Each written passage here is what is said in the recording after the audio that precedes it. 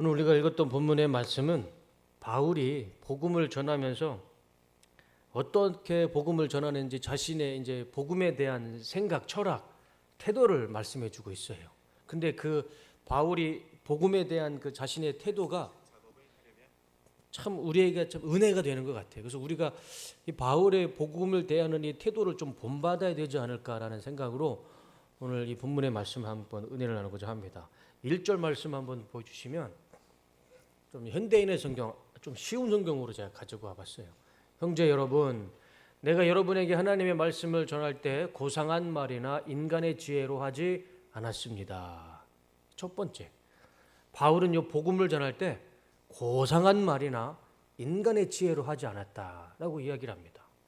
사실 저 바울의 고백이 정말 대단한 겁니다. 저렇게 고백하기가 정말 쉽지가 않아요. 왜냐하면 설교하는 사람들 대부분이 다 그런 유혹을 느낍니다. 내가 이번에 설교할 때 멋있는 말로 멋있게 설교 한번 해야지. 이왕이면 멋있는 지식에 내가 가지고 있는 지식을 자랑하고 멋있는 말로 포장해서, 그러니까 설교를 잘하고 은혜를 끼치려고 하는 욕심보다는 설교를 멋있게 하려고 하는 욕심이 다 있는 것 같아요. 저만 그럴 수도 있을 것 같은데, 근데 설교하는 사람들은 다 그런 마음이 들어요. 좀 멋있게 해야지. 이번에는 좀 내가 좀 이런 것을 써가면서 설교를 멋있게 좋은 단어, 멋있는 단어를 써서 해야지. 그런 욕심이, 그런 유혹이 많이 받습니다. 근데 바울은 아예 복음을 전할 때 고상한 말이나 인간의 지혜로 복음을 전하지 않았다. 이 말이 참 저에게는 정말 피가 되고 살이 되는 말씀인 것 같아요. 저도요, 전도사 시절에는 처음에 이제 제가 대학부를 맡았을 때는 대학생들이잖아요. 그리고 제가 맡았던 그 교회의 대학생들은 대부분 CCC에서 훈련을 받았던 친구들이라 웬만하면 성경 지식도 다 알고 있고, 그러니까 이미 훈련이 잘 돼 있는 청년들이었어요. 그러니까 그 친구들을 대상으로 설교를 하려니까 제가 좀 밀리면 안 되잖아요. 자존심 있잖아요. 그래가지고 되게 막 되지도 않는 철학 이야기를 하고 소크라테스가 어떻고 뭐 헬라 철학이 어떻고 그렇게 설교를 했어요. 근데 청년들이 은혜를 안 받는 거예요. 근데 은혜가 되지가 않죠. 아니, 설교 시간에 소크라테스를 얘기하는데 무슨 은혜가 되겠어요.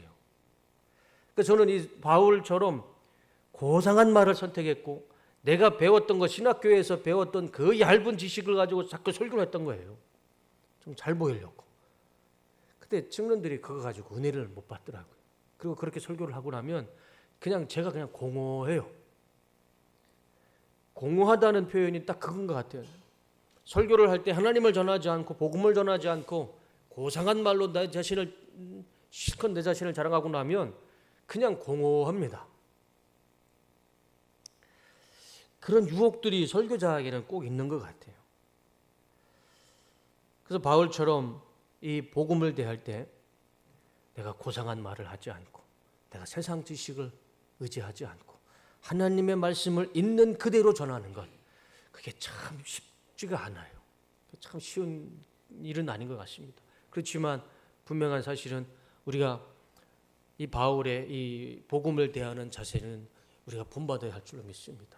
굳이 제가 그래서요, 그걸 한번 경험하고 나서는 설교 시간에 굳이 그렇게 고상한 단어를 쓰지 않아요. 제가 설교할 때 다 쉽게 이해가 되시지 않으신가요? 그죠? 네. 저도 최선을 다해서 고상한 말 안 쓰려고 합니다. 어려운 말 안 쓰려고 그래요. 그러니까 저도 설교하기가 좀 수월해지고, 우리 들으시는 성도님들도 그냥 마음 편하게 그냥 설교 들으시는 것 같아요. 여기서 제가 막 고상한 말을 쓰고 제가 배도 막 지식 얘기하고 신앙 얘기하고 구원론이 어떻고 예정론이 어떻고 복잡해지고 졸리잖아요. 아까 제가 식사를 하는데 어떤 장로님, 안수사님이신가, 목사님 설교 시간에 졸리지 않는 게 은혜입니다.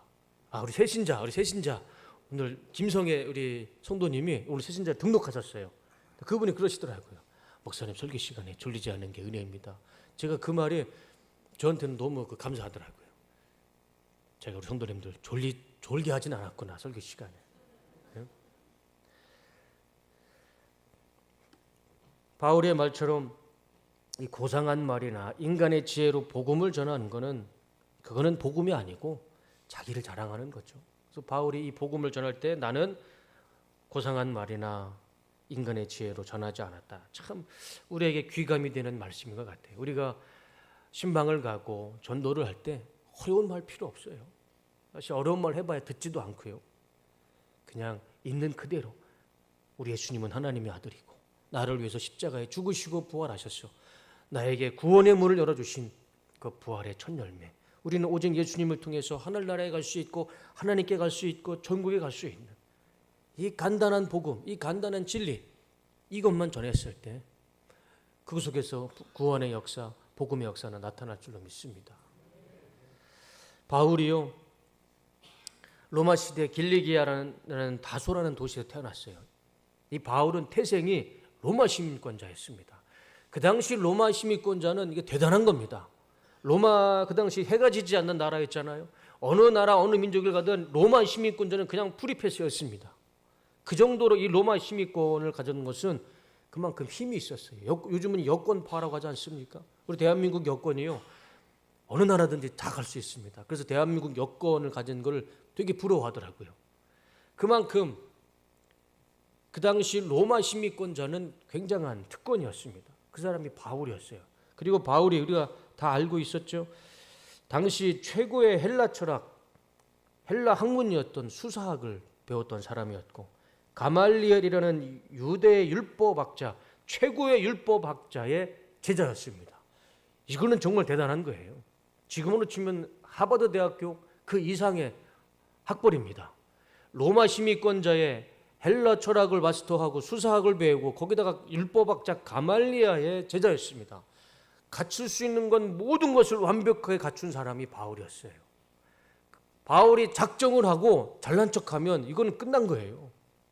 근데 바울은 그렇게 복음을 그렇게 자기가 배운 지식으로 복음을 전하지 않았다. 나는 고상한 말을 사용하지 않았고 나는 인간의 지혜, 세상의 학문을 가지고 복음을 전하지 않았다.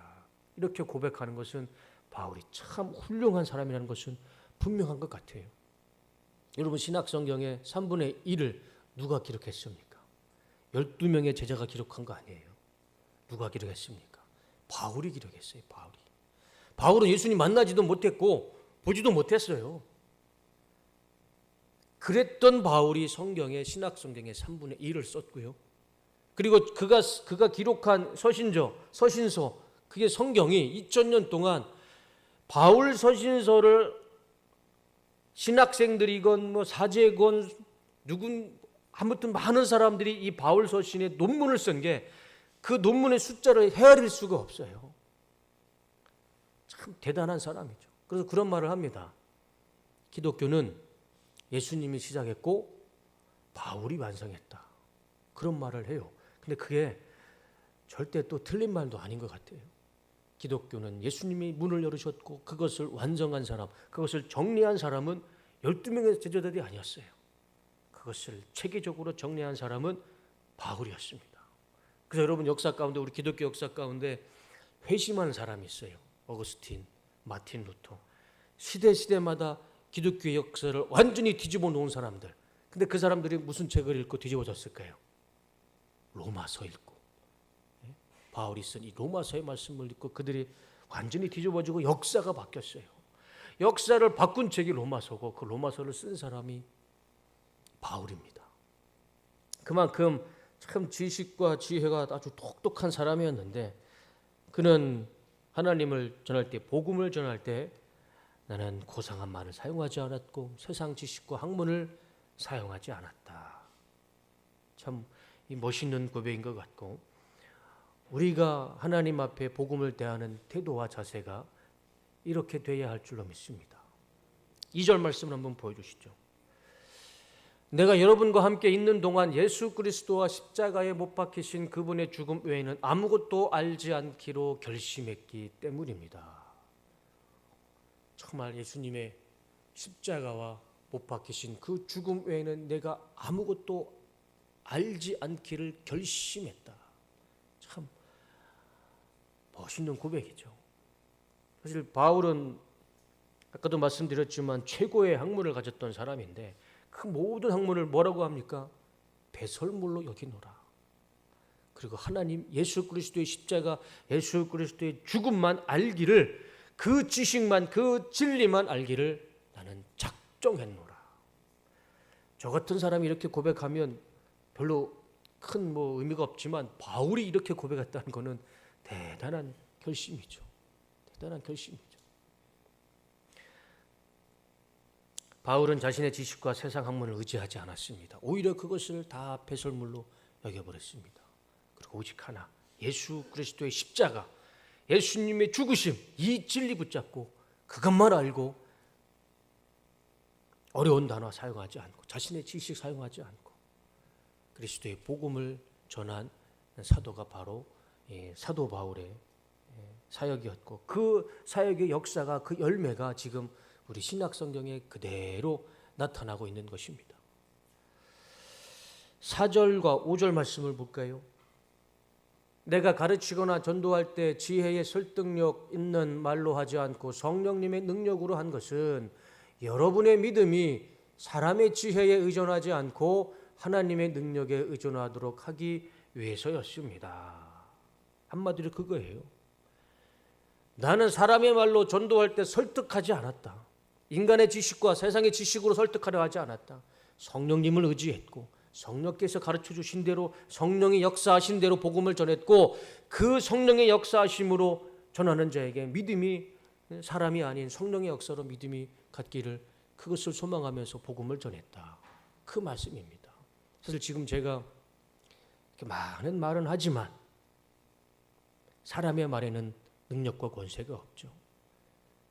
그 말 속에 역사하시는 성령께서 역사하셨을 때 그게 믿음이 되고 은혜가 되고 축복이 되고 그것이 하나님의 역사가 되는 것이죠. 바울이 그걸 얘기하고 있는 겁니다.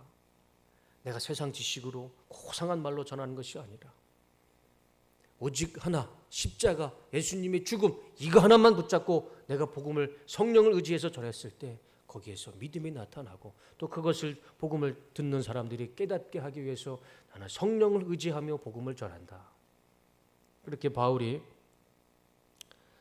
고백하고 있는 말씀이 오늘 본문의 말씀입니다. 이런 바울이요, 그래서 이 지중해를 중심으로 1차, 2차, 3차 전도 여행을 다니면서 바울이 들어가는 도시마다 참 시끄러워졌어요. 바울이 들어가는 마을마다, 나라마다 참 시끄러워졌습니다. 왜 시끄러워졌을까요? 복음이 들어간 곳은요, 조용할 수가 없어요.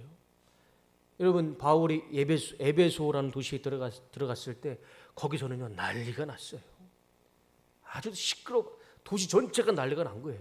왜? 바울이 복음을 전했을 때. 에베소라는 도시는 우상 숭배했던 도시였습니다. 그런데 거기에 갑자기 바울이 나타나서 예수님의 복음을 전하니까 에베소 사람들이 난리가 난 겁니다. 그 원형 경기에 모여가지고 바울을 죽여야 된다고 막 함성을 치고 고함을 칩니다. 복음이 들어가면은요, 조용할 수가 없어요. 복음이 들어간 곳에 조용한 나라도 없고 조용한 민족도 없습니다. 바울이 1차, 2차, 3차의 전도 여행을 하면서 바울의 말은 조용했을지 모르겠지만 그 복음이 들어간 나라와 도시와 민족은요, 완전히 뒤집어집니다.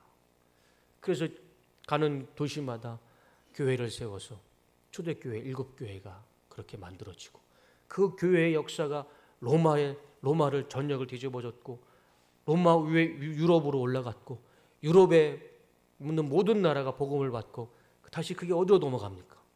미국으로, 캐나다로 넘어갔다가 그것이 바로 다시 우리 한국으로 돌아와서 복음이 한 바퀴 뺑 돌았어요. 그 시작이 바로 바울의 복음에 있었고, 그 바울의 복음을 대하는 태도는 고상한 말을 하지 않았고 세상 지식 의지하지 않았고 오직 하나, 예수님의 십자가, 예수님의 죽음, 이 하나, 이 간단한 진리, 이거 하나 붙잡고 복음 전했을 때 세상이 뒤집어지는 은혜와 역사가 나타났던 것입니다. 우리가 복음을 전하고 전도할 때 기본적으로 가져야 할 마음이 바로 오늘 이 바울이 가졌던 이 마음이라 믿습니다. 우리도 복음을 증거할 때 내가 주의 이름으로 신방하는 곳에서 멋있는 말 할 필요 없고 고상한 말 할 필요 없어요. 그냥 간단한 진리, 예수님의 십자가에 죽으시고 부활하시고 우리의 부활의 첫 열매가 되셨다는 이 엄연한 진리 하나, 이 하나만으로도 구원의 역사와 구원의 열매는 나타날 줄로 믿습니다. 그 일을, 그 구원의 일을 앞장서서 오랜 시간 필리핀에서 복음을 증거하고 있는 우리 허미라 선교사님의 이 선교 사역을 정말 축복하고, 우리 선교사님 앞으로의 모든 사역 가운데 더 큰 하나님의 은혜와 역사가 나타나시기를 주님의 이름으로 축원하고 축복합니다. 제가 여기서 설교를 더하면은 우리 허미라 선교사님이 더 긴장하실 것 같아요. 그래서 제가 여기서 설교를 마치고 우리 허미라 선교사님의 지금까지 어떤 사역을 하시고 또 앞으로 어떤 사역을 하실지 그 말씀을 듣고 함께 은혜를 나누고 격려하고 기도하는 시간을 가졌으면 좋겠습니다. 우리 허미라 선교사님 나오실 때 우리 박수로 환영해 주시면 감사하겠습니다.